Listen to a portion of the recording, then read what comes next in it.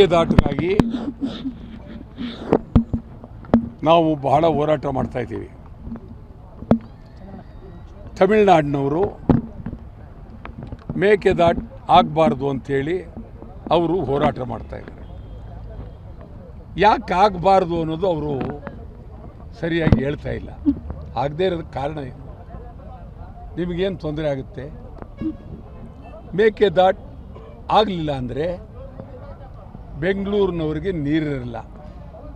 ಬೆಂಗಳೂರಲ್ಲಿ ತಮಿಳರು ಲಕ್ಷಾಂತರ ಜನ ಇದ್ದಾರೆ, ಬೇರೆ ಬೇರೆ ಭಾಷೆಯವರು ಲಕ್ಷಾಂತರ ಜನ ಇದ್ದಾರೆ. ಬೆಂಗಳೂರು ಜನಕ್ಕೆ ನಾನು ಅತ್ಯಂತ ಗಂಭೀರವಾಗಿ ಹೇಳ್ತಾ ಇದ್ದೀನಿ, ನೀವು ಇದನ್ನು ಸುಲಭವಾಗಿ ತೀರ್ಮಾನ ತಗೊಳ್ಬೇಡಿ.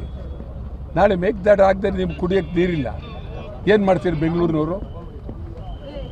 ಯಾರಿಗೋಸ್ಕರ ಹೋರಾಟ ಇದು? ಬೆಂಗಳೂರಿನ ಸಮಗ್ರ ಜನತೆಗಾಗಿ, ಕರ್ನಾಟಕದ ರಾಜಧಾನಿ ಬೆಂಗಳೂರು ಜನತೆಗಾಗಿ. ತಮಿಳರು ಇದ್ದಾರಲ್ಲ, ಅವರು ಕುಡಿಯೋದು ನೀರು. ತೆಲುಗರು, ಮಲಯಾಳದವರು, ಗುಜರಾತಿಗಳು, ಮಾರ್ವಾಡಿಗಳು, ಸಿಂಧಿಗಳು ಎಲ್ಲರಿಗೂ ಹೇಳ್ತಾ ಇದ್ದೀನಿ, ಸುಮ್ಮನೆ ನೀವು ಯಾವುದೋ ಚಿಂತನೆ ಮಾಡ್ಕೊಂಡು ಕೂತ್ಕೊಳ್ಬೇಡಿ. ನಿಮಗೆ ನೀರಿಲ್ಲ ಅಂದ್ರೆ ಮುಂದೆ ಗತಿ ಏನು? ನೀವು ಎಂಥ ಮನೆಯೇ ಕಟ್ಟಿರಿ, ನೀರು ಬೇಕು.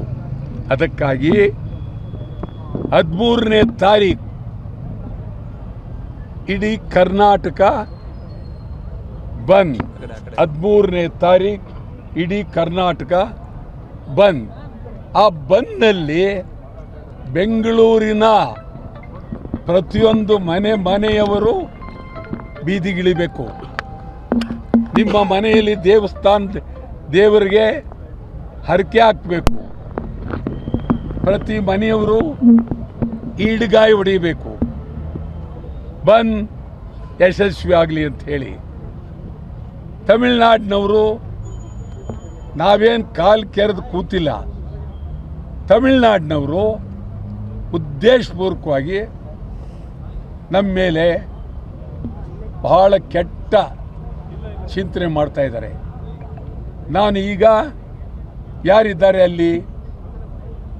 ವಿಜಯ್ ಮುಖ್ಯಮಂತ್ರಿ, ಅವ್ರನ್ನ ಹೇಳ್ತೀನಿ, ರಾಜಕೀಯ ಮಾಡಬೇಡಿ. ಮೇಕೆದಾಟು ಆಗೋದ್ರಿಂದ ನಿಮಗೇನು ತೊಂದರೆ ಇಲ್ಲ. ವಿದ್ಯುತ್ ಶಕ್ತಿ ತಯಾರಾಗುತ್ತೆ. ವಿದ್ಯುತ್ ಶಕ್ತಿ ಅಂತಂದರೆ ರೋಲ್ ನೀರು ಅದ್ರ ಮೇಲೆ ಹೋಗಿ ಉರುಳೋದು. ಆ ನೀರು ಎಲ್ಲಿಗೆ ಹೋಗುತ್ತೆ? ಮತ್ತೆ ತಮಿಳ್ನಾಡಿಗೆ ಹೋಗಬೇಕು. ಹೋಗುವಾಗ ಬೆಂಗಳೂರು ಕುಡಿಯೋ ನೀರು ಕೊಡ್ತೀವಿ, ಇಡೀ ನೀರೆಲ್ಲ ತಮಿಳ್ನಾಡಿಗೆ ಹೋಗುತ್ತೆ. ನೀವು ಕೆಳಗಡೆ ಇರ್ತಕ್ಕಂಥವ್ರು, ನಾವು ಡ್ಯಾಮ್ ಕಟ್ಟಿರೋದು ನಮಗೋಸ್ಕರ. ಕಾವೇರಿ ಜಲಾಶಯ ನಮಗೆ ಆಶ್ರಯ, ಕುಡಿಯೋ ನೀರಿಗೆ, ವ್ಯವಸಾಯಕ್ಕೆ, ಎಲ್ಲಕ್ಕೂ. ನಿಮ್ಮಲ್ಲಿ ಕಟ್ಟಿರ್ತಕ್ಕಂಥ ಎಲ್ಲ ಜಲಾಶಯಗಳು ಸಂಪೂರ್ಣವಾಗಿ ಭಾರಿ ಜಲಾಶಯ ಕಟ್ಕೊಂಡಿದ್ದೀರಿ.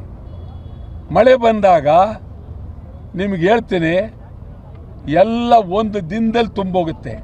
ಆದರೆ ನೀವು ತುಂಬಕ್ಕೆ ತಯಾರಾಗಿಲ್ಲ. ನೀವು ಜಗಳಕ್ಕೆ ನಿಂತಿದ್ದೀರಿ, ಒಳ್ಳೆಯದಲ್ಲ. ನಾನು ಹೇಳ್ತೀನಿ ಬೆಂಗಳೂರಲ್ಲಿರೋ ಮದ್ರಾಸ್ನವ್ರಿಗೆ, ನೀವು ನಿಮ್ಮ ಮುಖ್ಯಮಂತ್ರಿಗೆ ಪತ್ರ ಬರೀರಿ, ಗಂಭೀರವಾಗಿ ಮೇಕೆದಾಟನ್ನ ಒಪ್ಕೊಳ್ಳಿ.